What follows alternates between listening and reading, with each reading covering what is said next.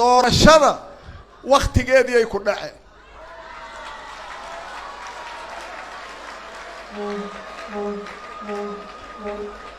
madaxweyne farmaajana carabkiisa uu ku dhift laakiin inay u dhiman tahay bilamaad moogta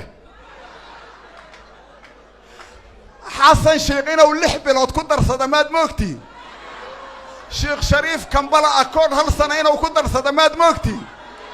soomaalinimadu cadaaladay rabtaa ninkan hadday u dhamaato hadduu farsamo la imaa waayo asigaa laga rabaa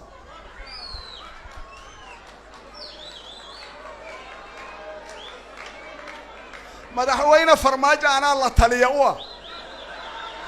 doorashada inay waqtigeeda ku qabsantaan ka shaqeyna laakiin dadkaan sugi karin oo fidna uun daawo u tahay aan anagu diidana ilaahay idinku dhaarshan fursadiisa hala siiyo hadda dhibaatada la geeyay inta laga waca meesha la yiraahdo duusamareeb ra'iisul wasaare saaxiibka ahaayena inta la isku diraa la riday waatan hadda xukuumadii aan anagu la shaqeeynay waxa kamida islawga iyo daalo shalay saan ahayn maanta iyagu ma aha waa fidna laga shaqeeyay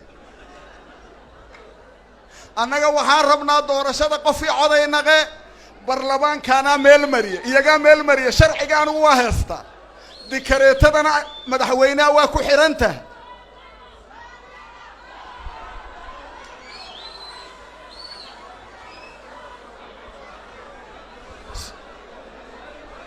Soomaaliya ha noolaad ha israacdo ha midowdo cadawgeedu ha jabo argagixisada ilaahay ha bixiyo doorasho qof iyo coda oo ummadda Soomaaliyeed gabadha Soomaaliyeed ay u codaysana waqtigeedii ay ku dhacay aadaad u mahadsan